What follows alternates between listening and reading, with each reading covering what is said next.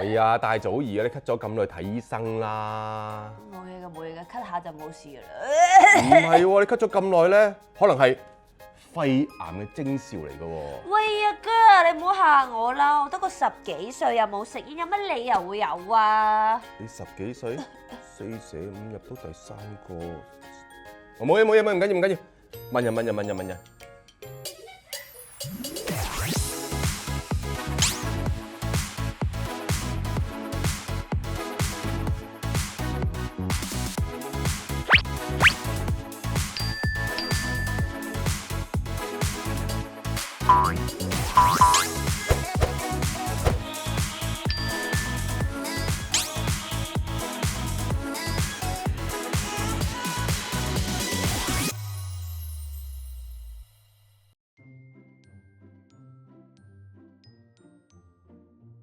Doctor，我想知道咧，食煙同肺癌有冇直接關係㗎？的確，大家都以為咧食煙同肺癌係非常之大嘅關係，但係近年咧就我哋發覺越嚟越多年輕嘅新一代咧，就算佢冇食煙咧，都會患上肺癌。佢哋之中好多都係因為出現基因突變，例如 ALK。咁呢個突變咧並唔係由吸煙導致嘅，係一個基因嘅改變，令到細胞咧異常增長，咁最終形成癌症㗎。咁所以我哋唔可以用傳統嘅眼光咧去睇肺癌。咁即使你冇食煙咧，都唔代表你冇患肺癌嘅風險。ALK 咩嚟㗎？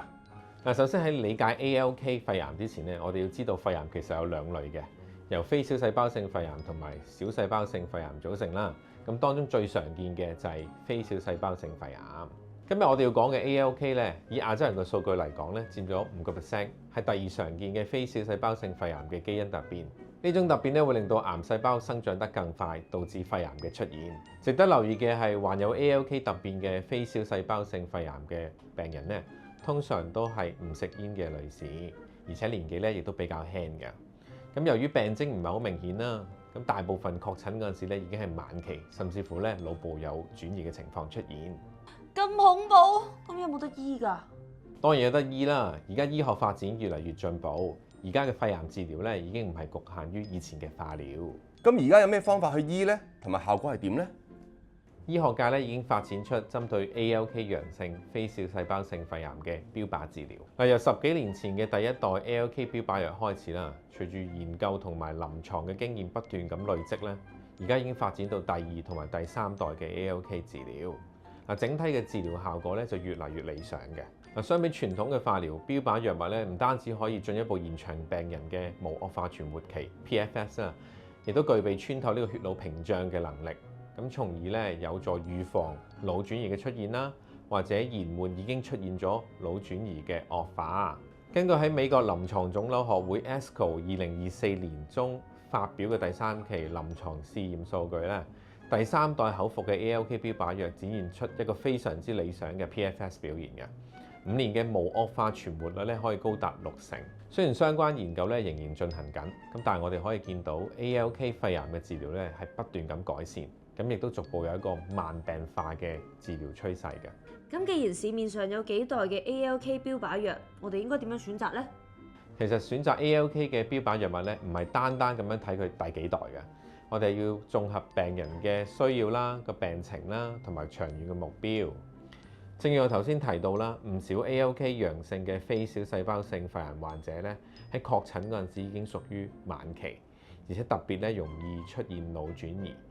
所以喺一線治療方面，我哋會更加重視藥物嘅整體控制能力啦，包括對全身病灶同腦部病灶嘅控制效果。嗱，隨住研究同臨床經驗不斷咁累積咧，治療嘅趨勢亦都有所改變嘅。嗱，而家我哋更加着重強效優先。希望喺治療早期咧已經盡量穩定控制個病情，減低復發同腦轉移嘅風險，令病人咧可以更長時間維持穩定狀態同埋生活質素。咁亦都因為咧標靶治療嘅進步啦 ，ALK 肺癌嘅治療咧正逐步由呢個短期控制走向呢個長期嘅管理，咁出現所謂嘅慢病化嘅趨勢。嗱，不過每個病人嘅身體狀況、病情發展咧，同埋生活需要係都唔一樣㗎。咁最適合嘅一線治療方案咧，仍然需要由呢個主診醫生根據呢個實際嘅情況咧，作出專業同個人化嘅判斷。咁如果一開始就用最強效嘅藥，咁之後會唔會冇藥可以醫呢？呢個係好多病人都會擔心嘅問題，但係其實答案係唔會嘅。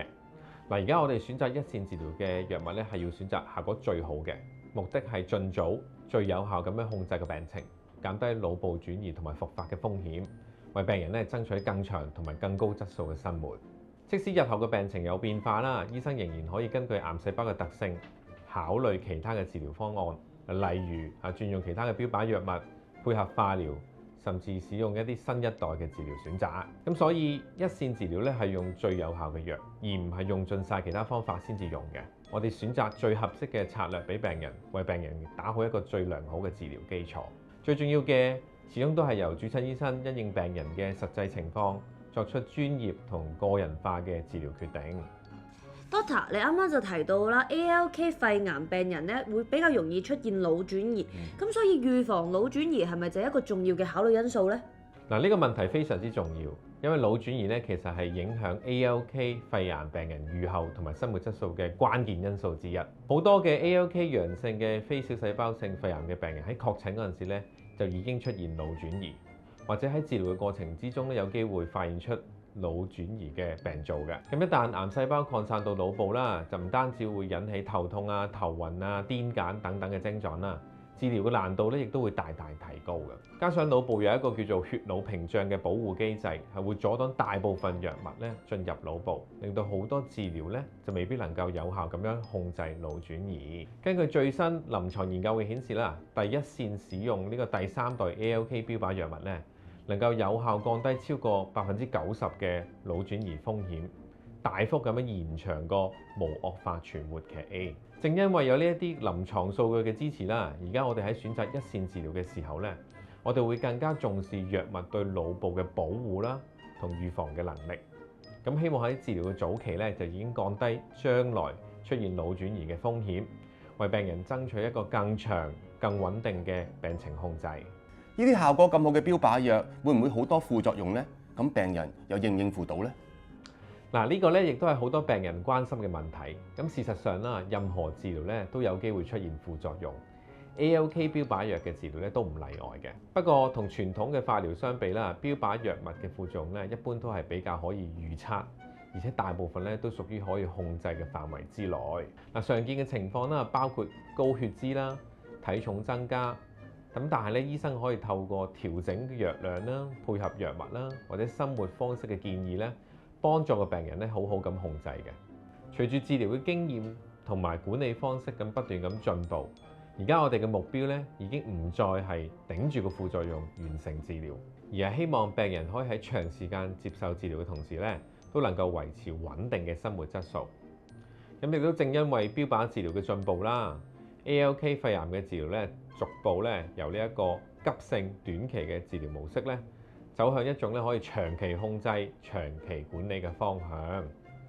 咁最重要嘅係病人喺治療期間，如果有任何不適，咁啊應該及早咧同主診醫生溝通，就唔好自己死撐啦。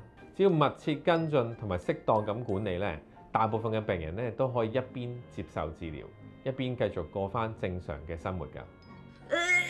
醫生啊，我都咳咗咁耐啦，有冇幫我 check 佢？冇問題，正如我啱啱所講，ALK 肺癌咧好多時會出現喺年紀較輕又唔食煙嘅人士身上，加上咧肺癌早期嘅症狀唔明顯，好多病人咧都未必即時察覺㗎。咁所以如果你有任何嘅身體不適，例如持續咳嗽、氣促、胸口痛、咳血等等，千祈唔好掉以輕心，及早診斷、及早治療啊！